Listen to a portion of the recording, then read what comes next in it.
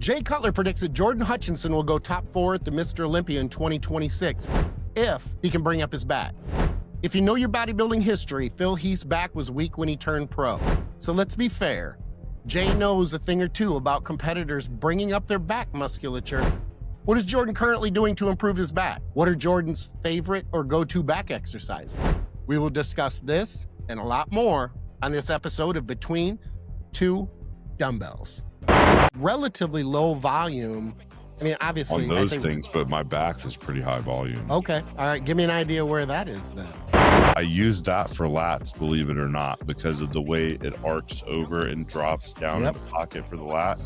How open-minded Jordan is mind-blowing at his level. People need to understand the concept of failure, and I don't think that most people understand what failure truly is. Oh my gosh, this is amazing. I love that. Now it's time for intimate time. Jordan can improve his back, which I know he will. He's a top 4 threat. We're talking about him at the Olympia next year as a front runner. With the lights up, it's less dangerous. Here we are now, entertain us. I feel stupid and contagious. I'm your host, Skip Hill, and I'm bringing over 40 years of bodybuilding experience to the table, including over 24 years of online coaching. I'm joined today, as usual, by my co-host, Dr. Marv, a.k.a. The Educated Meathead. And we're also joined by IFBB Pro, Jordan Hutchinson, winner of the 2025 Tampa and Texas Pro. Ladies and gentlemen of the audio radiance, you're Between Two Dumbbells. Man, what an intro. That's a banger, isn't it? I appreciate you acknowledging it. One take. One take. Wow, he didn't have that personality when we were warming up. I don't understand. Where'd that come from?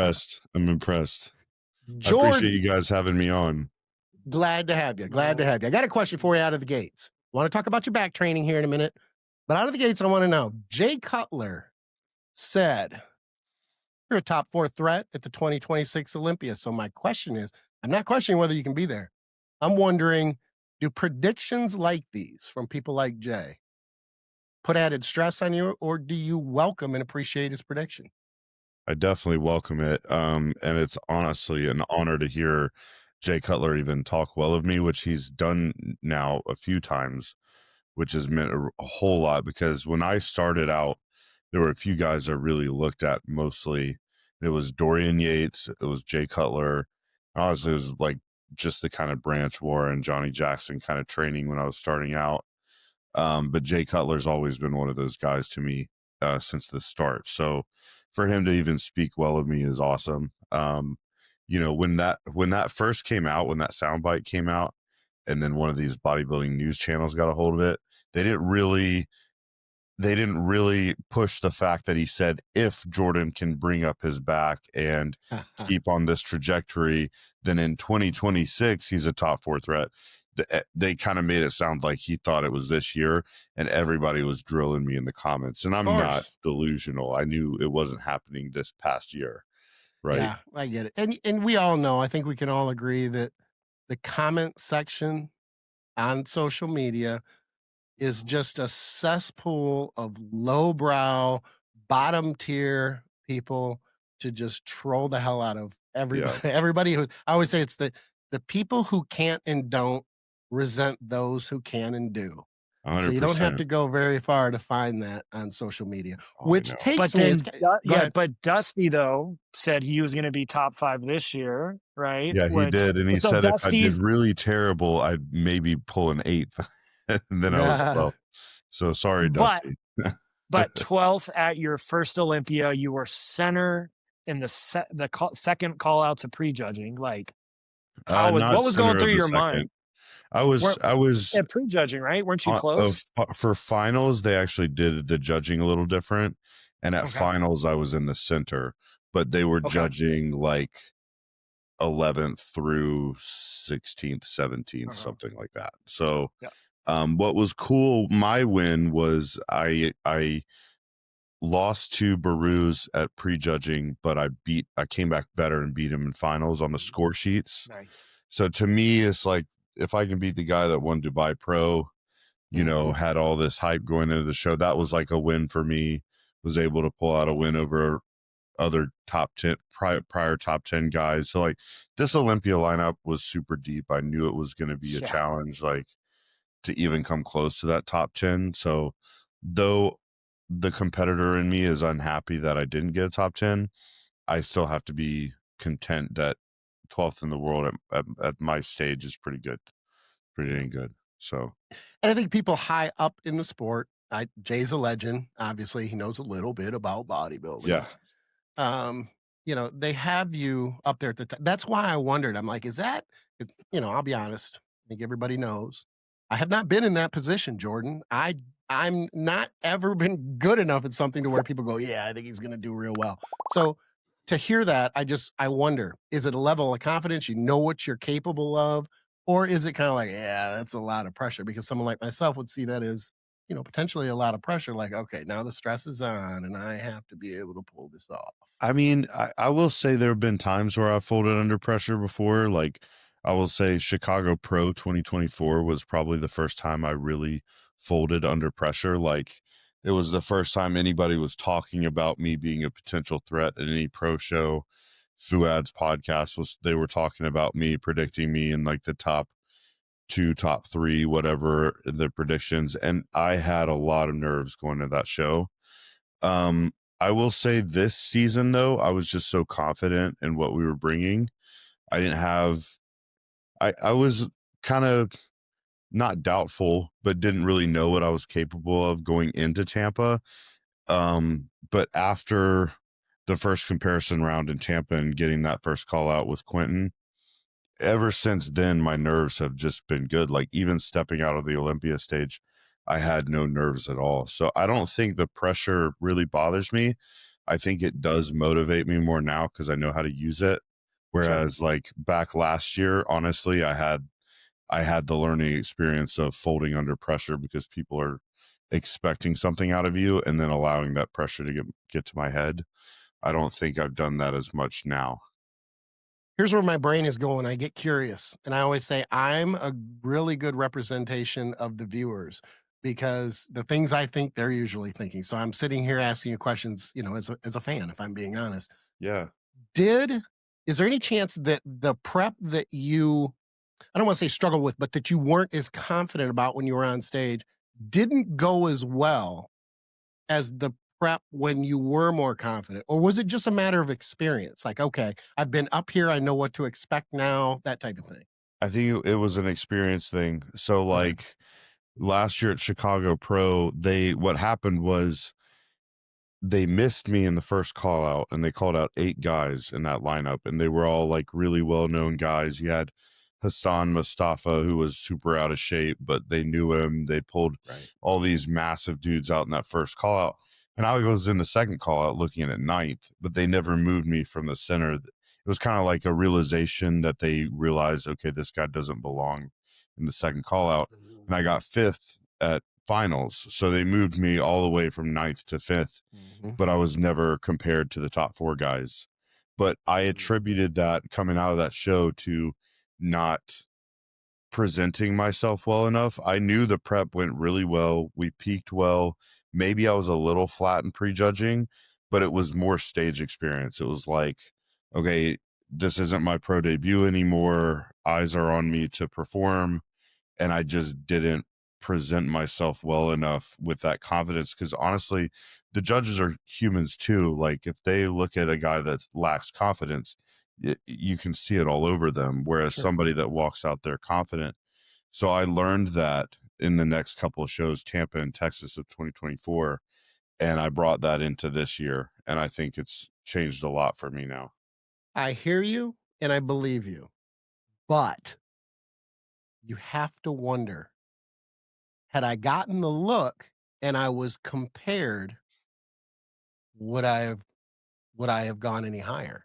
Has it occurred to you? Oh, for sure. I'm sure it has, because what happened was the next 2 shows I beat every single one of those guys ahead of me except for Mo Foda, who won the show.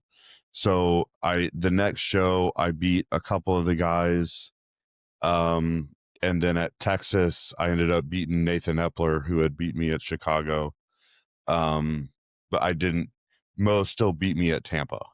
Mo and John De La Rosa both. I got third at Tampa that last year. But yeah, if I had gotten compared, if I had a chance to stand next to them, that's where I truly shine because of my structure and my height on stage. When I'm by myself in individual rounds, I don't look as impressive or as imposing because I'm pretty balanced and I don't have any freakish body parts. Right. I get it. So total package type situation. Stronger. Yeah. Not everyone wants to stand on stage in a thong, but they might want to look like they do. You might be thinking, this guy is old. How could he possibly get me into my best condition? Teach me how to optimize my training and save me time while doing it. Reach out to me and let's discuss your goals for 2026. 25 years of online coaching, 41 years of training, 35 years of competing. That's a lot of experience and wisdom. Reach out and let's discuss your goals.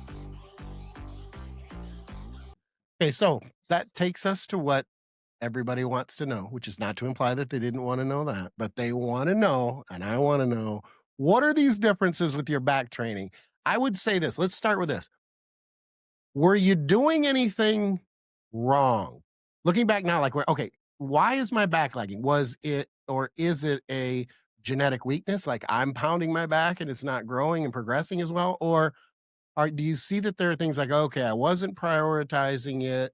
I don't want to say I lost my back in the shuffle. Everything else was going so great. I didn't think about it. That's silly. But no, what's the difference, I guess? So, I mean, I definitely learned how to connect better, specifically with my lats and my lower lats. I think too often I was just rowing the weight. I'm very upper trap dominant and very tight in my upper traps. So it's really hard for me to engage my lats. I'm also really tight in my pecs. This is where Dr. Marv will come in because he's seen the kind of imbalances I have that would lend to someone having a harder time connecting to those body parts. So for one, I'm looking at it from not only like, what am I going to do split wise and exercise selection wise to improve this, but also mobility wise, because we can't just be meatheads and go to the gym and come home and eat and not do anything else to help us progress further. So I'm appreciative of that, and been just trying to open everything up, open my upper traps and my pecs. But really, I had an issue with, for one, passing my body with my elbow if I'm doing a row, where I would allow it to come up into my upper traps. If I was doing a pull down, I was letting my elbow come wide instead of tucking it in. Same for a row. And not to mention, we have these new Absolute Recomp gyms out here in Texas, and Destination Dallas is getting all these mega mass back pieces. So like, there's no shortage of back equipment out here in Texas either. So I really have no excuse. The equipment is pretty awesome. I mean, I'm old enough to be around in the late 80s and into the 90s prior to Hammer Strength.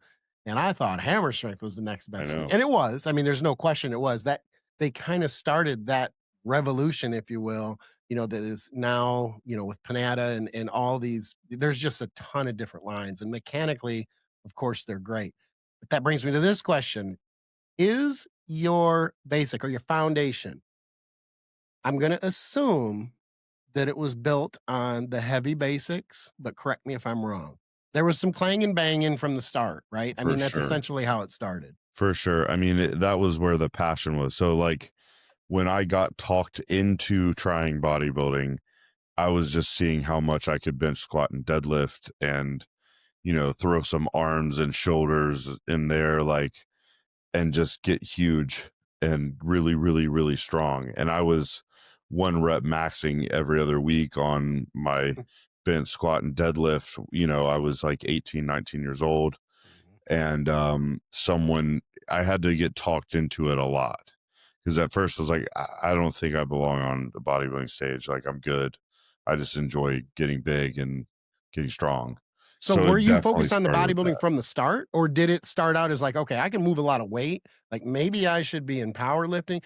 Who were you surrounded by? Bodybuilders or powerlifters? So I was at the local YMCA, and it started out with some guys I played football with, and I was real skinny. I always had big legs, and I'd never touched them, but my upper body was really skinny, and I hated weight training. I hated lifting weights at all. Like, I would go to the YMCA to play basketball, and then some of my buddies would be like, "Oh, let's go, pump some weights." I'd be like, "Gosh, dude, you guys are so annoying. I don't want to do this." That's so lame. Yeah, I don't want to go lift weights. But really, the reason was because I was bad at it, and I was insecure, and I would see these guys benching 135 for 10 reps. I'm like, I'll never do that.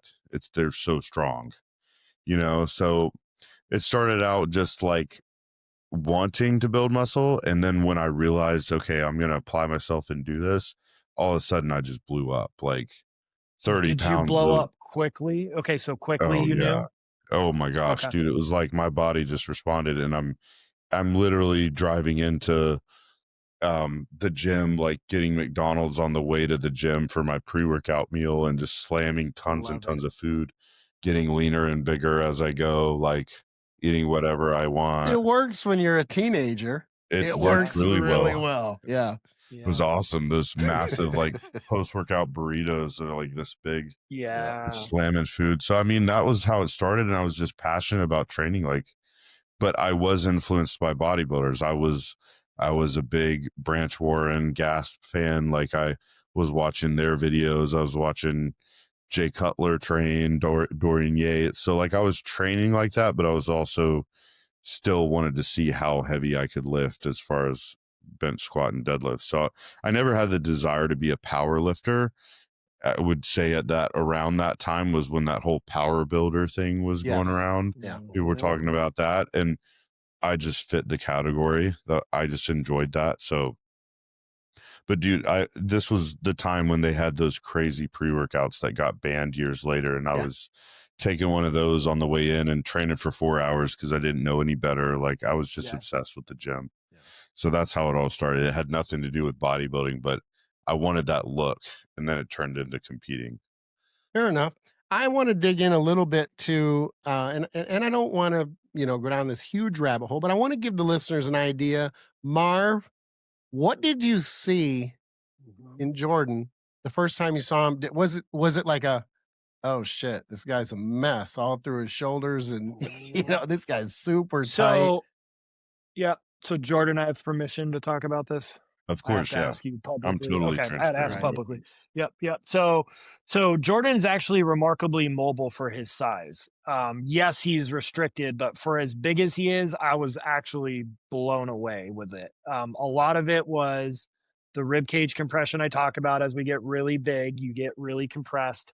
That's why he will tell you, like, he couldn't do any twisting side shots, right? It was all through that. That's going to make the lats harder already to kind of engage and then get in those optimal positions. He's going to have to, like you're saying, his elbow will start naturally flaring out if he's super compressed, right? And then he is trap dominant. And what'll happen is, until we get certain muscles stronger, which he's working on, as he's going to hit failure, he's going to start shrugging up on a row, right? So he's going to get off the lat and use the muscle that his brain knows to. So it was your traditional bound up in the armpit, causing issues with the neck and the levator, compressing the rib cage, making it hard to move and rotate. But again, still though, for his size, way better mobility than I would have thought. So the big thing we're fighting is rib cage compression. And then he's got, a rhomboid that is just really pissy. The rhomboid's tied with your levator and your trap. So that's super common. So I treat both. And then it's just, opening stuff up and then getting the good shoulder blade control, because that will cause pinching. So we're going to figure out what we need to do for his shoulder when I'm with him next week, to figure that out. But all in all, for his size, not half bad. But as soon as we open up that rib cage, I mean, he gained he literally gained like 3 inches of width on his side shots. And I was like, okay. And that's what I was wondering. Were you seeing that in the poses? Like, okay, when you saw his pose, you're like, oh, you're just a, and then you changed that. Okay. All So right. we Yeah. have, if he still has footage, we could give it to Chris and we could Yeah. do some before and afters. The twisting was the biggest, and then getting him to rotate. So we did the whole rib cage thing I always talk about. But that was, and then like his side try improved a ton too. Performance chiropractic and sports medicine in the Houston Bay Area, telemedicine and nutrition coaching all over Texas. And if you're not in Texas, don't worry. You still do consults through the educatedmeathead.com, where you also find workout programs, seminar recordings, and online courses. Okay. Mm, Yeah, I'll Right? bet. That was a I'll pretty bet. big Yeah. one. Yeah. Mhm. Yeah, Okay. side try and side chest. And I mean, that is one of the biggest issues is my rotational ability. Like, that was limiting me a lot where, there's some of these big guys. I talked to Nick Walker about it recently. Like, I don't know how he gets into his side tricep as easily as he does. He tells me it's because he stretches through full range of motion in his training, but like, I'm trying, man, and I feel like I just cannot get in that side try sometimes. So I'm working on that, working on my diaphragm and letting my rib cage expand, like he said, because that's going to improve my front poses too. Yep. Something a lot of people have heard if they've seen podcasts I've been on is how much the past 2 years I've dealt with a back pain because of a stuck rib when I'm doing my front relax and front double on stage, like knife in my back pain the whole time. And I just have to smile and take it like it's not bothering me because you can't look uncomfortable on stage. So Well, and that's going to help with been an issue. symmetry too, left to right. Yeah. It's funny. Symmetry in the bodybuilding industry used to be what it was supposed to be, left to right. Now we talk Right. about symmetry, and it might as well. We're talking about aesthetics. We're like, oh, he's so symmetrical. He's so pretty. Like, what? He's great left to right. I know that's Yeah. not what you're commenting on. So, Right. and that makes it. You touched on that. I think Marv a few shows ago with Sean. And I'm not trying to change the channel, but at the same time, that issue, that was a situation where I think even the layman could see, yeah, that's a left-right issue here. And it matters. Sometimes you may not see the trained eye is definitely going to see it, but the average person may not see it. When the average person sees it, everybody in the place is going to see it. So it 100%. does. It Yeah. makes it's a big, and that's going to draw the visual. I know as a judge, I'm going to sit there and I'm going to be looking at the weak side going, what the hell is going on? Right. Versus trying to take it all in and go, yeah, that's a pretty wide bag. He's just a little off over there on that side. Now, Wait, Jordan, have you noticed changes in the gym with the stuff we've been working on, like with back and stuff? Is it easier to stay on the lat? Yeah. And I've also noticed the biggest difference in being able to engage my mid back. So because I've been so trap dominant, it's like engaging my lower traps is so difficult because I'm upper trap dominant. So getting those loosened up and honestly doing like those TYWs and doing more face pulls just to warm up and engage my lower traps, I get on that mega mass T-bar row and I feel like I can get my elbows so much further back behind me and really Nice. contract my mid back as opposed to being inhibited by my upper traps being too tight and stuck. It doesn't allow my elbow back far enough. So there's definitely some differences, some changes. And so not only am I really particular about how I'm moving the weight, but I'm also this year more than ever particular about my mobility to be able to even get in the positions I need to be in to grow my back. So coming at it from every angle, it's not going to be for lack of trying if my back doesn't grow. Yeah. And I think in short, basically what you're saying is you're already seeing those changes due to the mobility and the tissue work that arguably is going to make a huge change. Deal maker, I guess, is the best way to put it. Right. Over these next, 6, 8, 10 months. So let's talk about obviously it sounds like, or this is what I hear you saying, you have tweaked mechanics from elbow position to, you explained to try to bring that work off the traps. And I am wondering this too, before I go on, were you a big deadlifter? I mean, was that more, That's my I figured as favorite much. thing to do. Let me say Deadlifts this all the time. for the listeners. I really, and I have a feeling you guys are going to agree with me, it is very difficult for someone to be a really good, strong deadlifter and then be responsive to it from a hypertrophy standpoint to where the erectors in the upper back is so strong. Good luck once you create that type of imbalance to be able to dig into especially the lats, because everything else wants to take over. It can be done, but it's not as simple as, well, I'm just going to keep my elbow down. That's one part of about 12. I have to agree with you. I don't know that I've thought about it that deeply, but my erectors and my traps were just always so much more developed from the start, and that was my favorite movement, was deadlifts for the longest time. I figured. What as was your much. highest numbers? Yeah, what are your biggest numbers with Gosh, that? I don't even remember. It was when I got stronger, I was actually doing like heavy RDLs, like 545 for reps, like Yeah. 8 to 10 reps, whatever. Like Wow. I when I Yeah. got really strong, I was doing rep ranges. I wasn't trying to max Yeah. out anymore. Yep. I think the Same. most I probably ever did was maybe like 675 for a few that were regular, just regular deadlifts, but it was never more than that, I don't think. Marv, Do you dead at all? Yeah.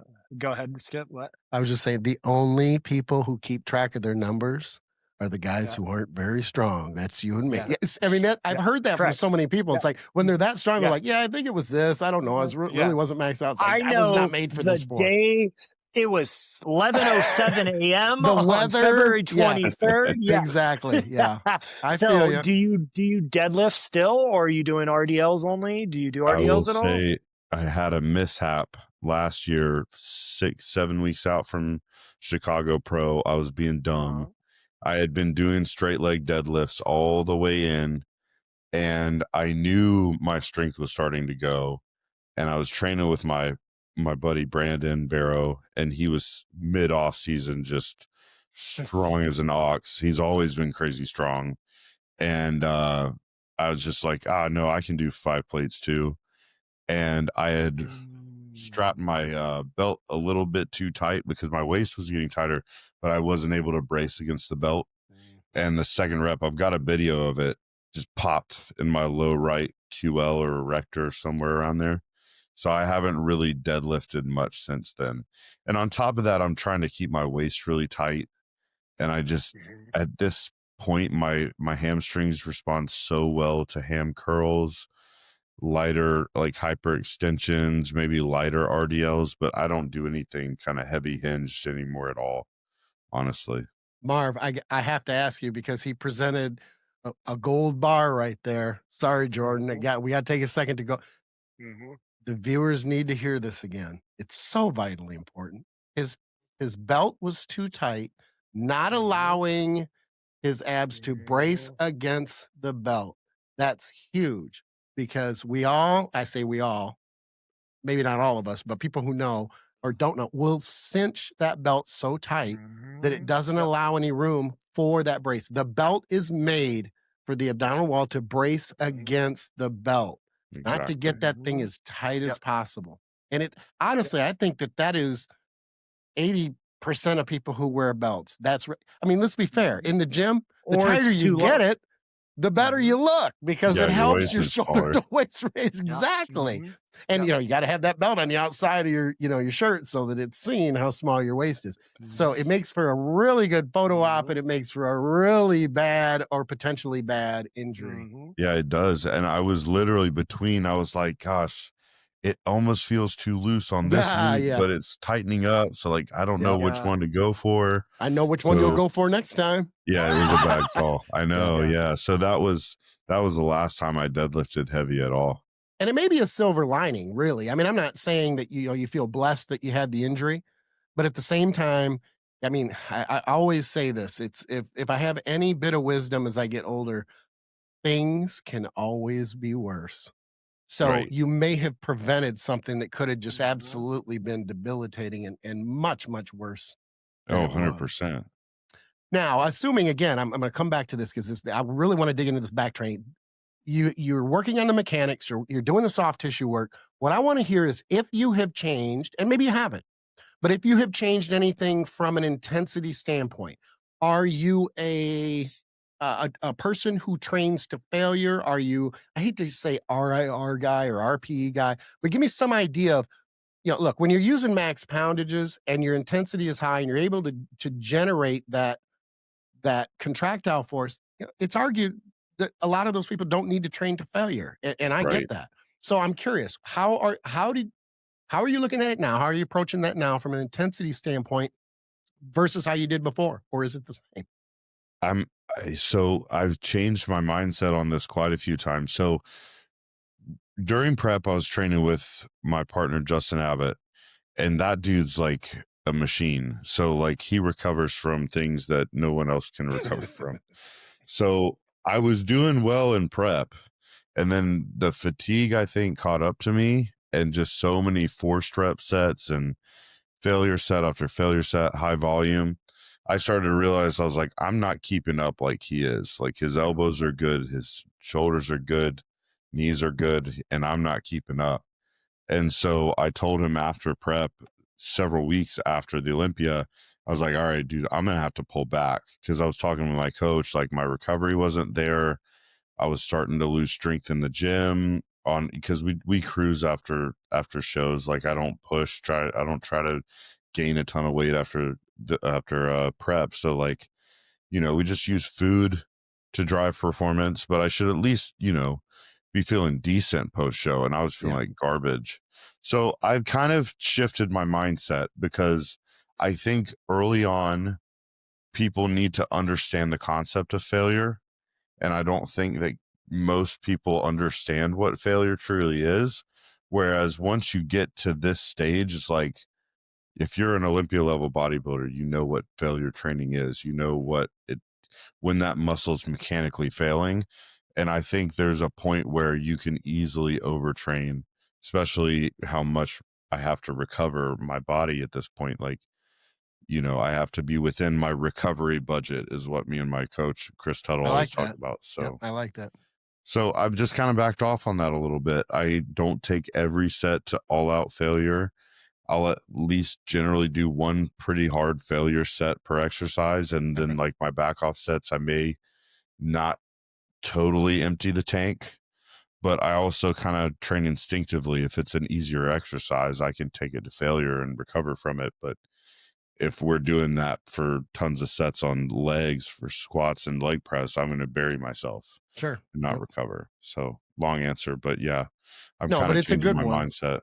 And it's nuanced. So, I mean, I appreciate the detail, because I think it's very important.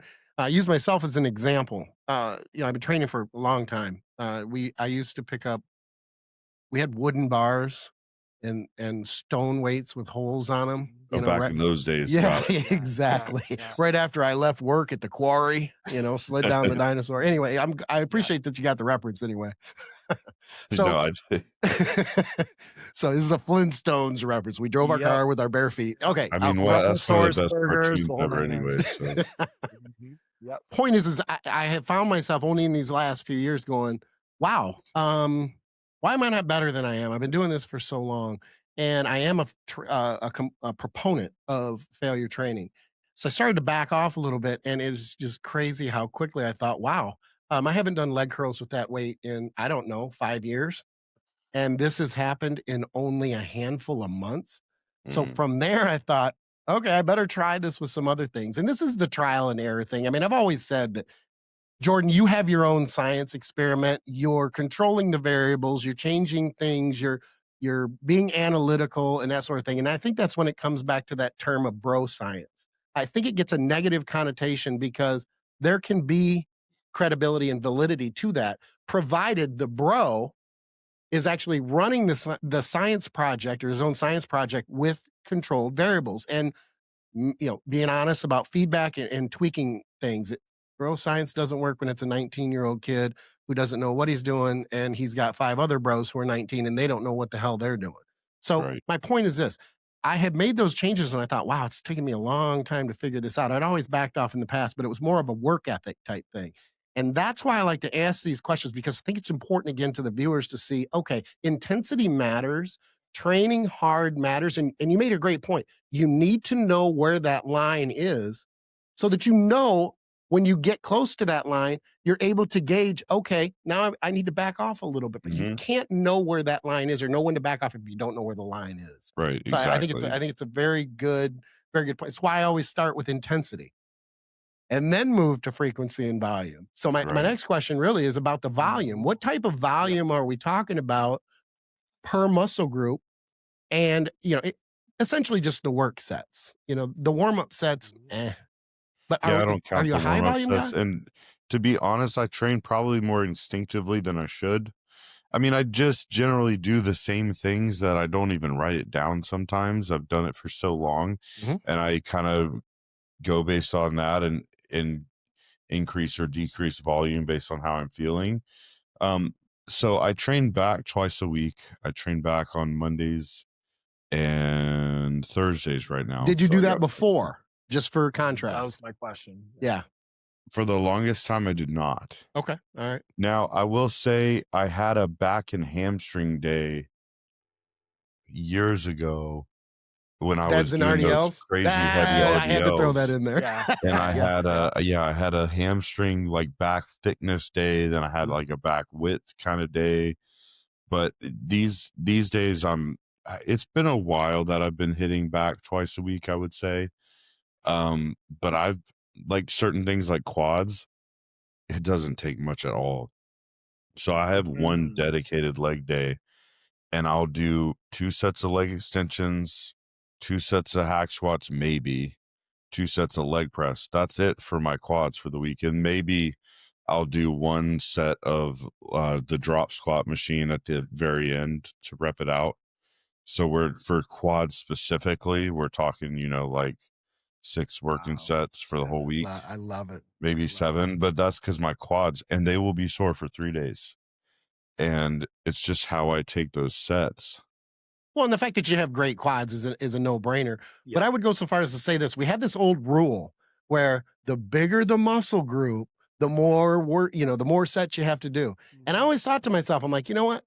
I think I it's can different cripple sometimes. myself if I do that with quads. Like I'll be sore for, like you said, 3 days, 5 days. Like I come around to train legs again. I'm like, I'm not progressing. Like what the Yeah. hell's going on? And then I start almost cutting feel that like it's volume. the opposite, where the smaller muscle groups you can beat the hell out of. Exactly. How fun.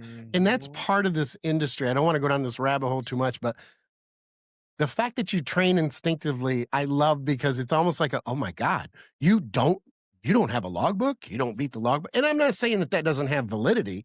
There are plenty of people. I know I progressed quite well with a logbook years ago too. But it's a periodic type of thing. It doesn't necessarily have to be this constant, manually writing everything out and referencing it and things like that. The instinctive approach allows us to get rid of these antiquated methods or thoughts that have been driven into our brain or wired into our brain, that we just go, you know what? I need to throw this out and be Right. able to, because you can honestly assess the feedback and listen to what your body is saying versus I did this amount of sets for chest, I need to do this amount of sets for back, I have to do more. Or So I have to necessarily progress in weight and strength every no question. every day, or it's a failure of a workout. Like Mhm. I got into that mindset for a while when I was logbooking everything, and it took the joy out of it a lot Sure. for me. I think that a lot of people should at some point, just like it's important for someone to weigh all their foods out and have like all their nutrition tracked before they ever instinctively eat. You can't really do that as a bodybuilder. Right. You got to track it. But you know what I mean? It's like instinctively training. Maybe at some point you do need to logbook so you understand like what kind of training to build around.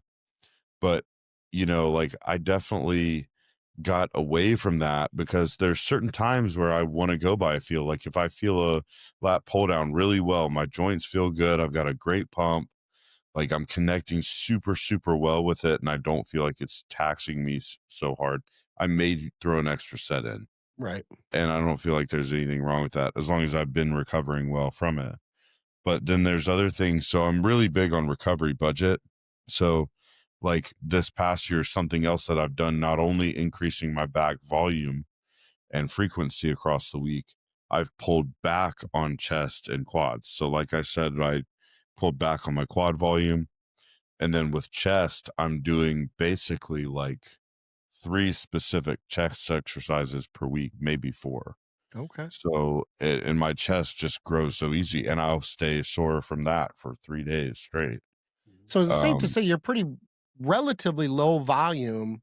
I mean, on obviously, I those say, things, but my back is pretty high volume. okay, all right. Give me an idea where that is then. So I mean, like 4 or 5 exercises on one back day, and then probably 4 on the other day. Okay. At least 2 working sets per per movement.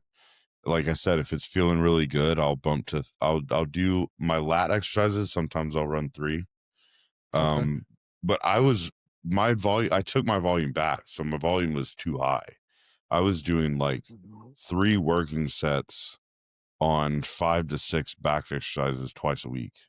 It was just like, it was just beating me up. And that's how Justin has trained for a long time. And he recovers. He just does. And I think everybody's different. And so that's where I've had to take an approach of like, okay, what do I need specifically for me that I And know it varies from muscle, like you said. It varies from muscle. I'm the same way. Like chest was lagging in. Wait, do less sets and it grows better? Like that doesn't make any sense. Yeah, Yep. exactly. Yeah. Counterintuitive. Wait, it And works. so Now that's what go I'm ahead. trying to figure out for my back too. Is that's the problem. It's that question of you were just asking, Dr. Marv, is like, is less better? And then you kind of got to give it time to even know. Right.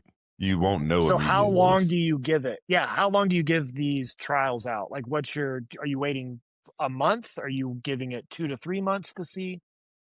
Well, I mean, if it's something where I can feel I'm not recovering, obviously that's going to be a pretty quick feedback. Like my body was falling apart recently, so I had no choice but to pull back. And I knew I wasn't recovering well, but then I already felt stronger within like 2 or 3 weeks of pulling back. Within a couple days of pulling the volume back, I looked fuller. Yeah, So I'm not I surprised by wasn't that. so flat. So that's good feedback, better pumps. And then the strength is going to come later, but the immediate results will be like, okay, I'm definitely holding fullness. I'm not super depleted flat towards the end of the workout. I don't feel like garbage by my 4th exercise, so those are some keys. When you talk about strength, I'm going to ask you to clarify, because what I hear you saying, and it may be because of my experience, because I've been around a long time, but what I hear you saying is it's not necessarily the increase in the strength, but better contractile force. The muscles are just contracting better. I know I know I've done it. I assume you guys have to. You're like, you know what? I need a couple days rest. I need an extra day of rest. Take a couple days, maybe take 3. You're like, you know what? I am literally fuller, and my muscle, the contractile force of my muscles, just when I pose or flex, is like granite. I need to get my Yeah, you ass love that back feeling. exactly. And I think it's important to the listeners to know that it's not necessarily strength. There's so much tied into the strength progression that sometimes I cringe. It's not a bad thing early on, but it's not about just the strength. It's about that. I like to gauge contractile force. If you get into a workout and you don't have that, oh my gosh, like I can't squeeze that muscle to where it feels like it's going to cramp. I don't know. You got to question what you're doing here and whether you're recovering Yeah. fully. So it's important. 100%. Yeah. I mean, and there's definitely, that's a good determining factor of how you're recovering, because for me, I want to feel like that every time I train my lats. And there's plenty of times, and I don't know if it was just a connection, mind muscle connection thing, but there was a long time where I couldn't feel that feeling in my lats.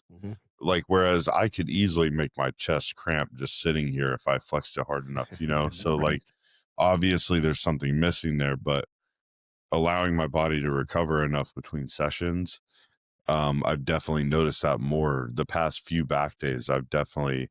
We're talking all the way down here in my lat, like close to my hip. I'm feeling that cramping, Nice. which is a great feeling, because when you're getting that lat goes all the way down, and I want to feel it deep down in the lower lat. So I'm definitely feeling that.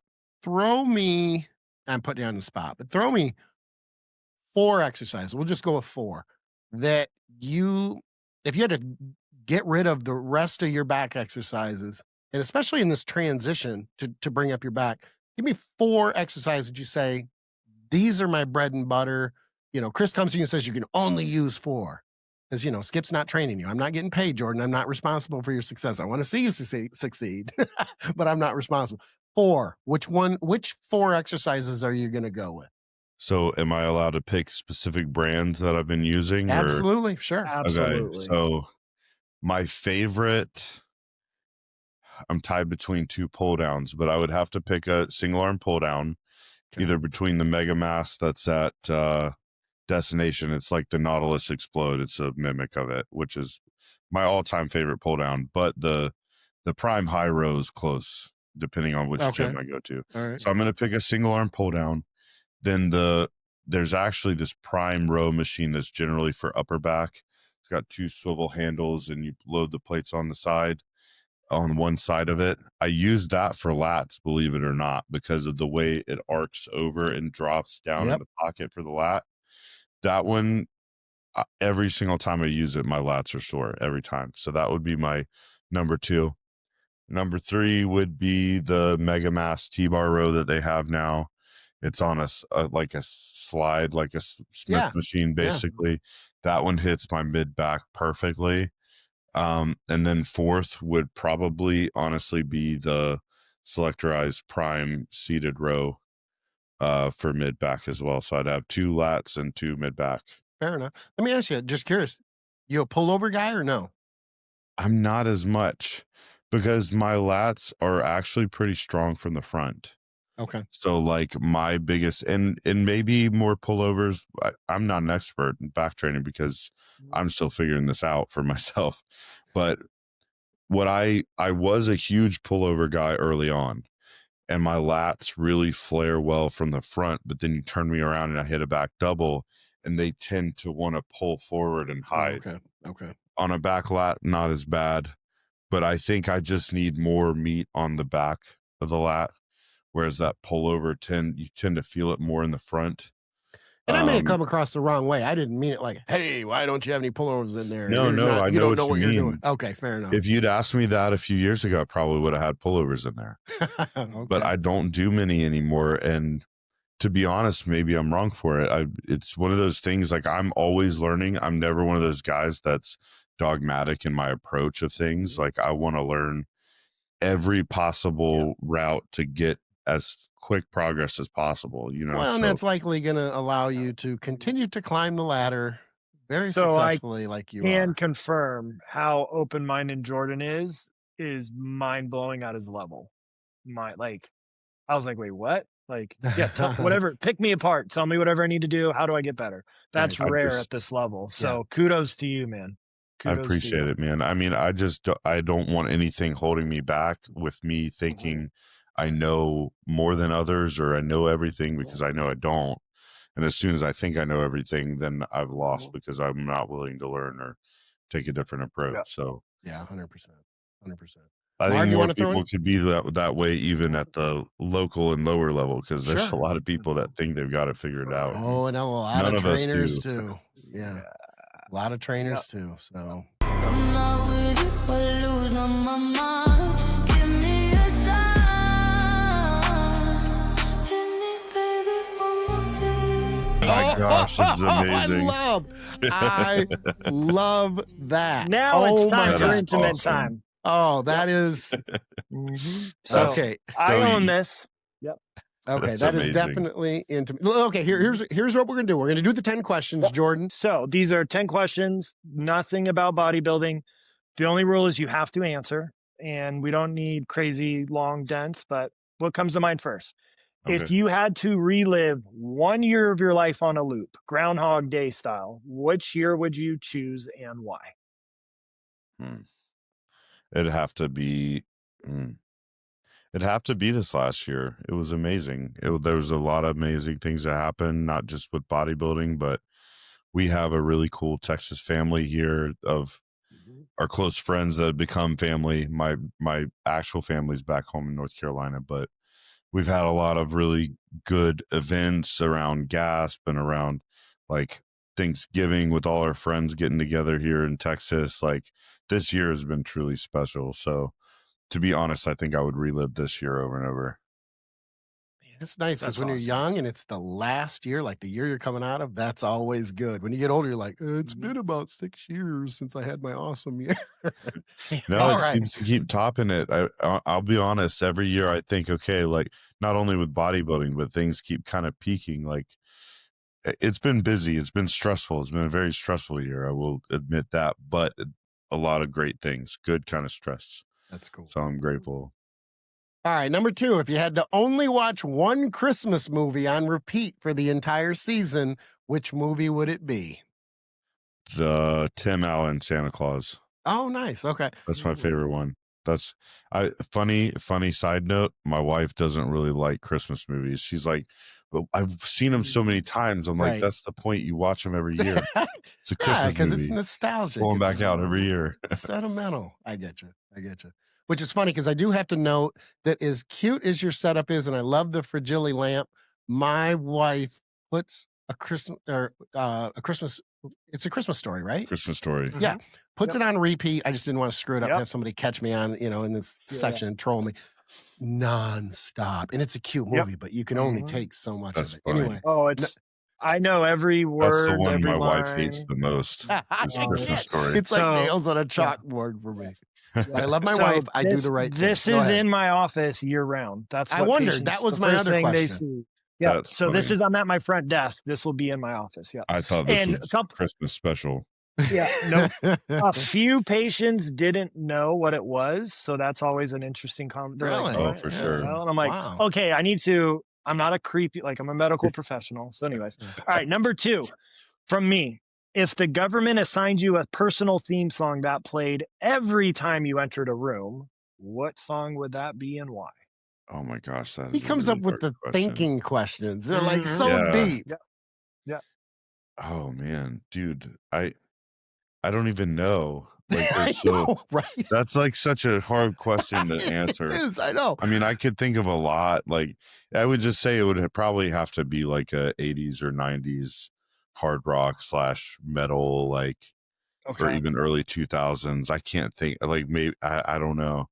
I will say something cool. I hate to bring it back to bodybuilding, but they played an Alice in Chains song for me stepping out in my individual routine at the Olympia, Nice. not chosen by me, and it really fit. It fit a lot. Oh, I don't even nice. remember which Alice in Chains song it was, but that kind of era of rock music, I can't even think of a specific song, bro, because my music taste is all over the place.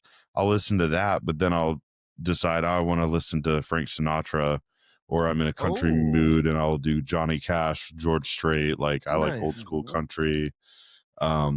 And I go all over the place, so I can't really pick. Johnny and June. I refer to my wife and myself as Johnny and June sometimes. Anyway, Yeah. I'm going to let you off on the hook on this, or let you off the hook on this. If you don't know what they are, I'll tell you what they are. But are you an allurophile or a cinephile?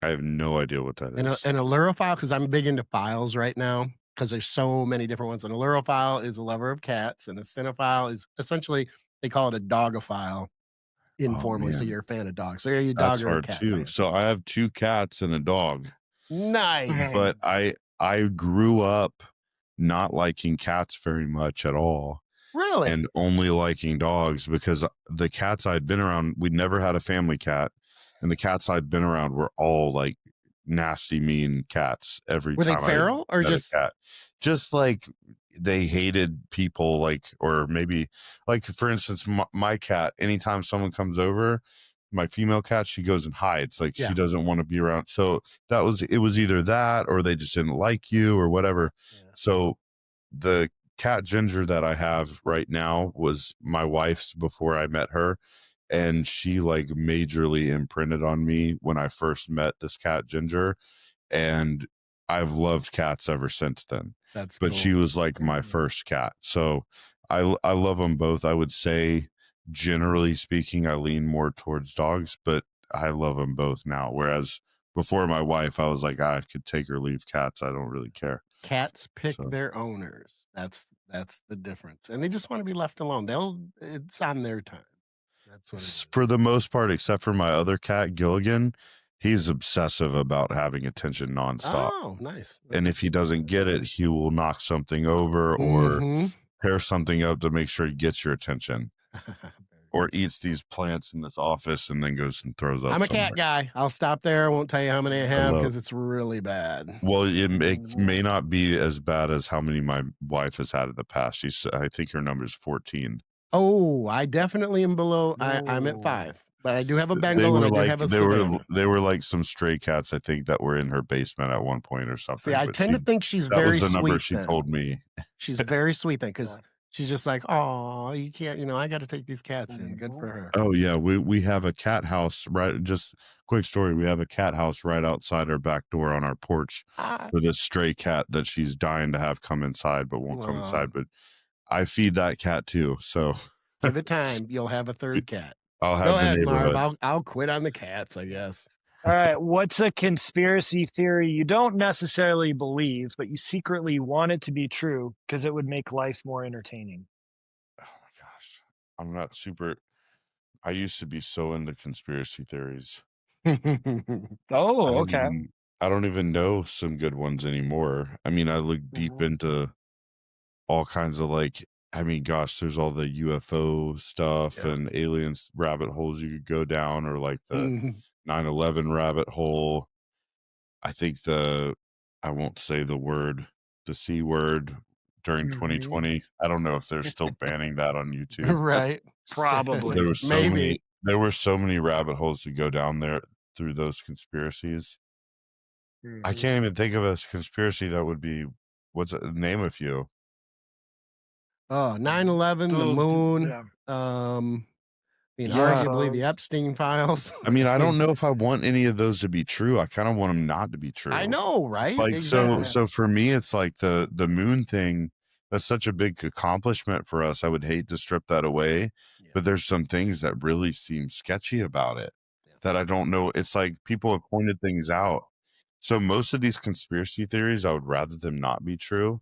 Yeah, same here. To be honest, other than maybe like it'd be cool to be right about it. Yeah. But I don't know. I would rather them not be true. I guess that's my answer for most of those, because it's kind of sad to know that some things are that corrupt, but Agreed. it's the world we live in. Now, here's a question that will seem kind of on the fence. This could be about bodybuilding, but it's not, because it's about your wife. Does your wife like guys with muscles, or is she apathetic? Like, you could be a normal guy and she'd be totally cool with it, or is she kind of like, oh yeah, even when he's lean, he's really fucking hot? I think she definitely likes muscle, and she definitely couldn't be with a guy that wasn't muscular. My wife is very built, so she's not only muscular, but she's also taller for a girl. So she's, I mean, I watched her easily press the 75-pound dumbbells overhead for reps recently, like 10 reps or something like that. And she doesn't even think it's that strong. So that's her concept of strength. So I think her concept of what a normal sized man is slightly inflated too. Yeah, exactly. So you guys are swole mates, right? Yeah, Hashtag for sure. swole mates. Okay. Yeah. Fair enough. Yeah. Fair enough. If someone gave you $10,000 and said you must blow it on something completely irresponsible in 24 hours, what are you buying? 10,000. So I can't, obviously nothing vehicle wise. Yeah. Probably buy a lot of gun stuff. I would love some silencers and a new AR. I've got an AR, but I'd like to get a new one and put a silencer on it. It'd probably be a 300 blackout, and buy as many rounds as I wanted, because it does. So I originally had an AR-15 that was a 300 blackout, but I swapped the barrel on it back in around 2020, 2021 or something like that, when the 300 blackout rounds were crazy expensive. So I swapped it for a 5.56 barrel, but that's probably what I would get. I would get definitely a few more guns, and I would get a AR-15 suppressed with 300 blackout. Yeah. You live in Texas. One AR is not enough. Like, It's do not you enough even at all. Texas, bro? I know. mean, come on now. I'm slacking. I've only been to the gun range a few times since I've moved here. It's pretty terrible. Okay, shoes. Are you a Jordan guy, Veja guy, Oliver Cabell, or Bruno Mali? It's easy at Jordan, because I don't know what the other ones are. I put that in there because that's a giveaway if you're a bodybuilder, because that's typically like, you have a collection or what? I don't know if I call it a collection, and I'm gonna have to swap some, because I have my lost and found Jordan ones, and they're my favorite ones, but they're size 12, and I really need a 12 and a half.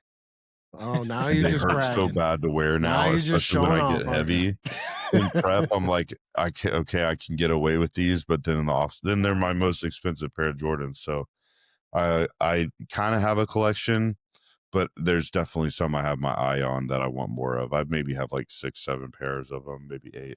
How tall are you? I am 5'10", just under 5'10".